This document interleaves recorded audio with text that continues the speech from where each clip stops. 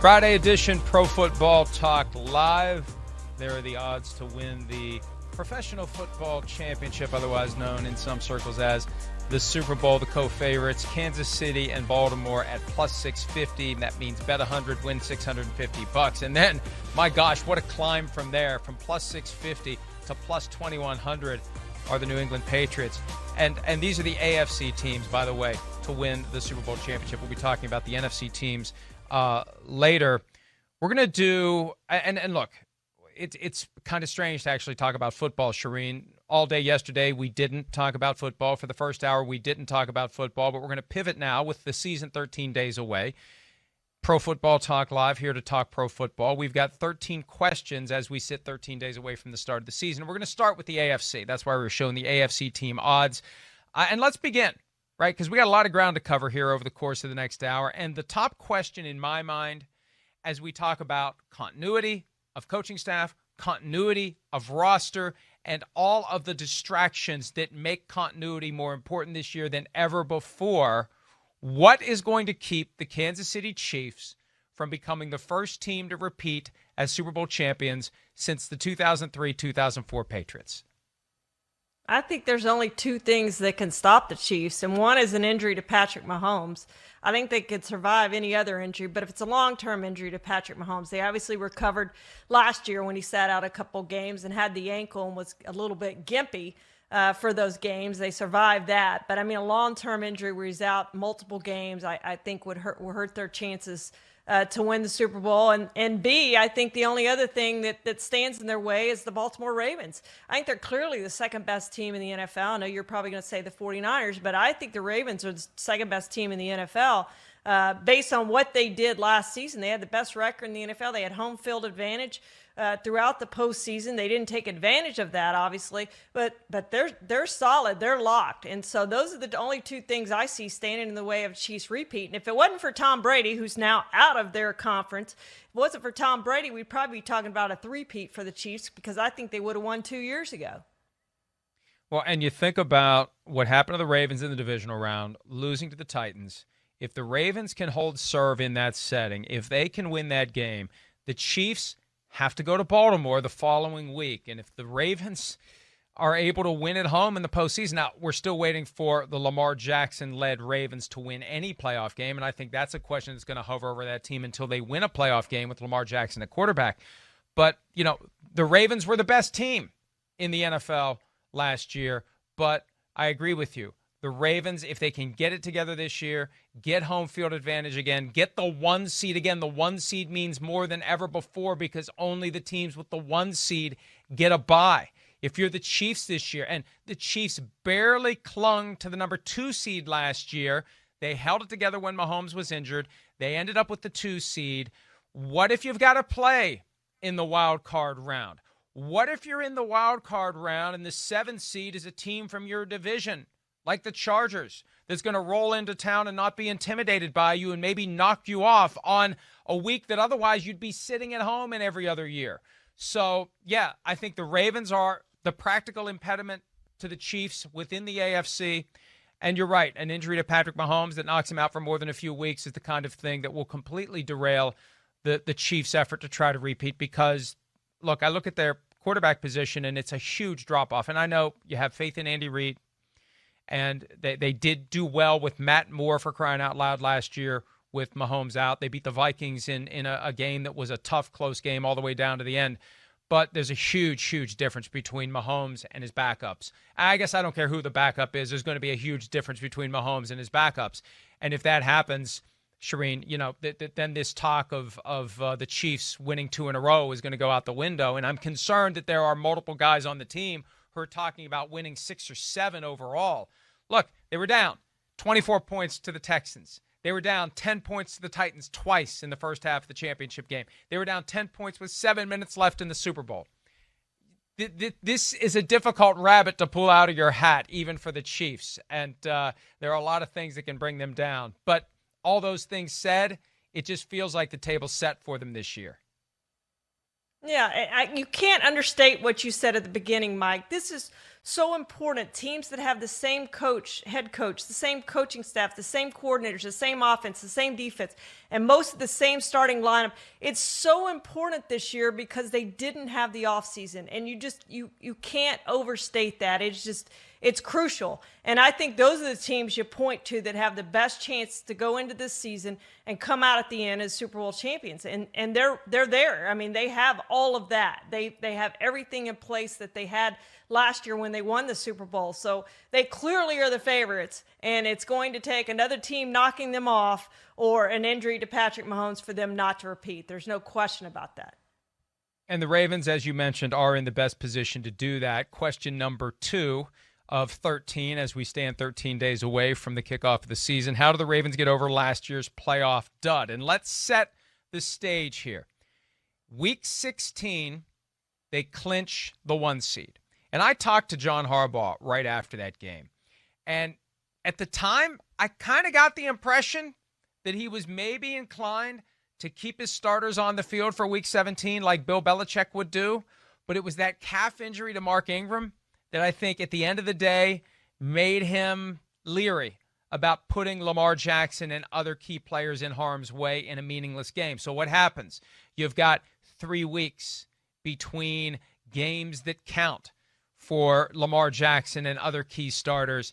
And I just can't help but think that's one of the factors in causing the Ravens to fall to 0-2 with Lamar Jackson as the starting quarterback. And look, now, sure, look, you know, when you start 0-0 and you have a special season, 14-2, and it all falls apart in that divisional round at home, I think it's tough to reset. I think it's very difficult to go back to 0-0 and do it again. That's going to be the initial challenge, setting the same kind of tone as last year. You know, everyone thinks they're going to get to the playoffs, and maybe they'll be the 1 seed again. It's not going to be an easy climb, but I think September, October, I think that it's going to be a challenge for this team to do what it did last year, because the end result for what it did last year was a quick exit from the divisional round, and I don't care what any player says. I think it's hard to get over that.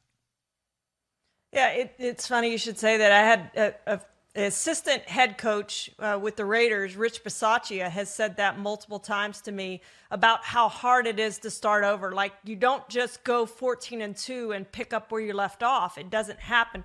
When you get to that 14-2, you've got to take advantage of it at that point because you don't know what the next year brings. You do start over the next year. So this is a new year for this team. They look loaded.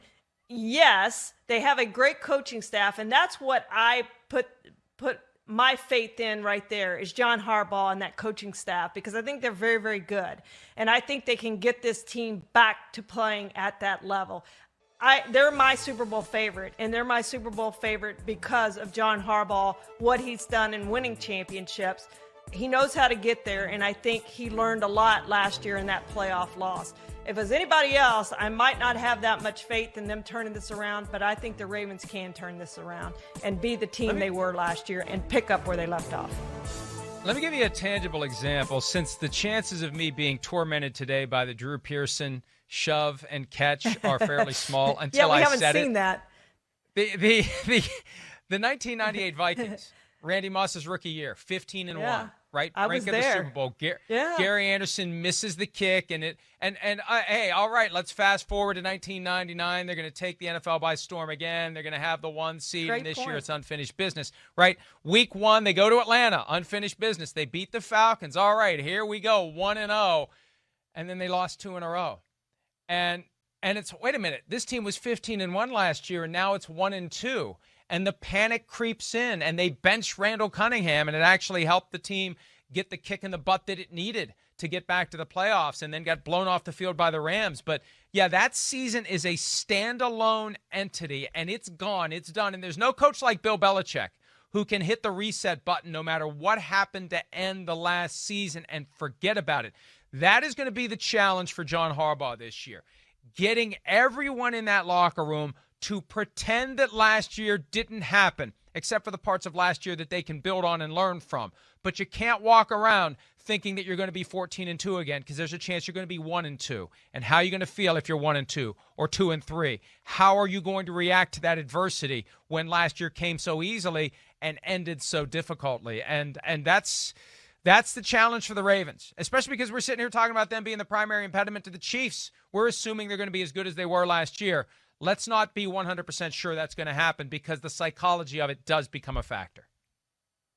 Well, and look at the division they play in. The three teams that are in their division are much improved over last year, at least on paper. With, the Bengals have Joe Burrow, who knows how they're going to be with him. They may be better than everyone expects.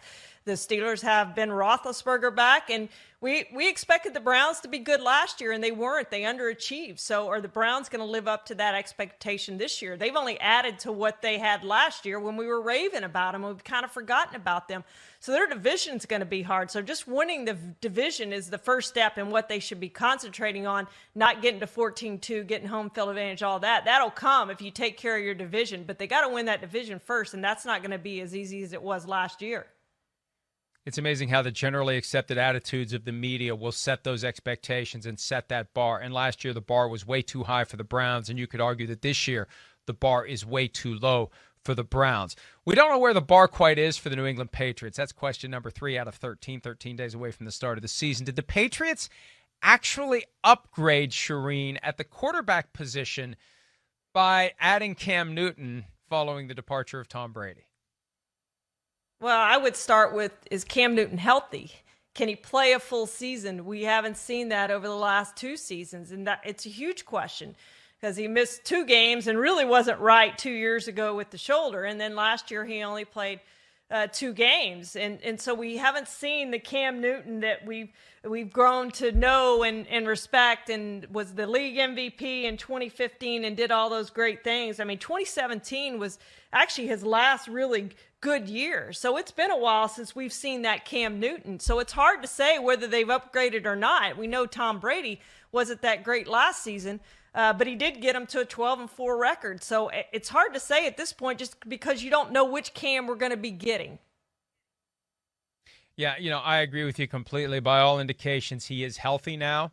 And if he is healthy, I think physically the skill set is an upgrade over Tom Brady.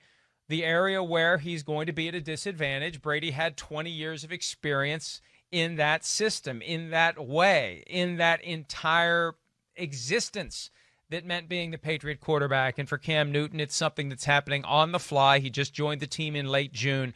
It's going to be a challenge to get to the point mentally where Tom Brady was because Brady was there for so damn long. And I think it's a shared challenge for Newton to get up to speed and for the team to get him up to speed and for the team to be flexible in the construction of an offense that gets the most out of what Cam Newton does well. And one point to keep in mind here, the offense that Josh McDaniels created for Tim Tebow in 2010 that he wasn't able to use because McDaniels got fired before they ever put Tebow into play, but it was the offense that kind of blossomed in 2011 after McDaniels was gone. And they got to the playoffs with Tim Tebow in that offense. It is conducive to the quarterback running. It is set up to protect the quarterback and Cam Newton in an offense that is suited to his skill set and that maybe keeps him out of harm's way. That could be the key to Cam Newton being truly an upgrade over the Tom Brady that we saw last year, because I think we can agree the Tom Brady we saw last year wasn't as good as the guy we saw in prior years. So maybe it will be an upgrade over 2019 Tom Brady. All right, let's stay in the AFC East as we move to question number 4. With Tom Brady gone from the Patriots, are the Buffalo Bills ready to take over the AFC East, Charean? Boy, they've talked the talk, haven't they? And now we'll see if they can walk the walk. I think the onus is on Josh Allen. If he can play better than he did last season, he was pretty good last year. He got that team to the playoffs. But if he can play better than he did last season, take another step, I think this team is the favorite in that division. Again, it goes back to the quarterback and how he can play. I think they've got all the other parts in place. Adding Diggs at receiver certainly is huge. They now can throw downfield if Josh Allen can get it there and make some plays down the field. But on paper, they look like the team to beat in the AFC East, but a lot depends on how Josh Allen plays this season.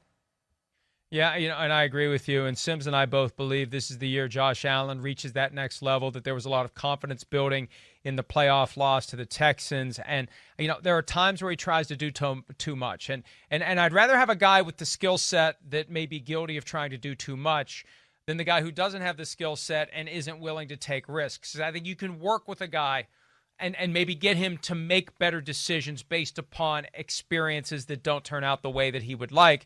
But there are some reckless tendencies there for Josh Allen. They need to iron those out. He's said this week that he doesn't want to run as much. He'd rather get the ball in the hands of playmakers, and now that Stephon Diggs is there, I think that's a big difference for that offense. He hasn't had that high-end weapon at the NFL level before, and you could say at Wyoming he didn't have the high-end weapons because, that was one of the reasons given for him not completing all that many passes, or at least not having the completion percentage he should have had at Wyoming. He didn't have the weapons. Now he's got Diggs. He's going to want to get the ball to Diggs, but I also still think they need to let him run from time to time to keep the defense honest. And if they are spending too much of their resources trying to take away the downfield threat and there's a hole, run. Be smart, be careful, slide, get out of bounds, don't drop your shoulder, don't take a hit. But he's got the speed and he's got the skills, and he showed them off both his rookie year and last year, and there's no reason to completely abandon that. But if they can keep him healthy, get him to make better decisions, they've got the defense.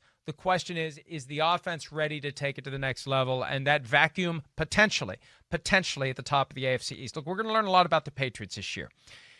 Was it Brady? Was it Belichick? And, Brady's determined to make it clear it was him. Belichick is determined to make it clear it was him. And if there's any opening there, and even without the opening, look at last year. The Bills gave them all they could handle. It came down to Week 15. There was a game between the Bills and the Patriots where there was an opportunity for the Bills to catch the Patriots in the division. And maybe the Bills, even if the Patriots are good, can overcome New England this year. Although I think if Newton works out, boy, it's hard to imagine the Bills going toe-to-toe with the Patriots if Cam Newton ends up being the guy that he was a few years ago. Yeah, Josh Allen has surprised me with the way he's played his first two seasons, and I do think he's only going to get better.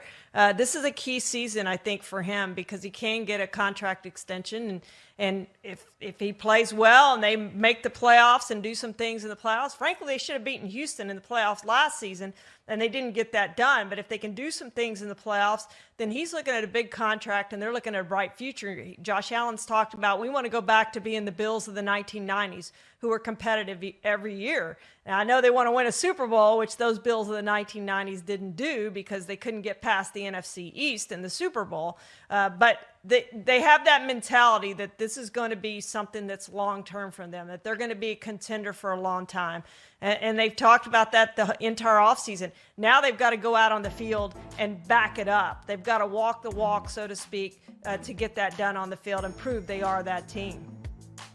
With all those Kansas City Chiefs comebacks in the playoffs last year, it is easy to forget the Bills were up 16-0 in the second half in Houston and found a way to blow that game, and how they recover from that. These teams that had double-digit leads last year in the postseason and saw them go away, how do they recover from that? How do the Texans recover from blowing a 24-0 lead when they walk right back into the Lions' den to start the season? A very interesting question as the 2020 season approaches. Here's number 5 on our list of 13 questions, 13 days away from kickoff. Have the Steelers become so regarded as underrated going into this season that they've potentially become overrated, Charean? I don't know that you can overrate the Steelers. I mean, the last time they didn't have a winning record was 2003. That's a long time ago. They are a contender every single season. They went 8-8 last year. And notice I said winning record in 2003. They did have a couple of 8-8s, including last year when they were 8-8. But look at the quarterbacks they did that 8-8 with. Ben Roethlisberger only played 2 games, and he got knocked out in that second game with that elbow injury.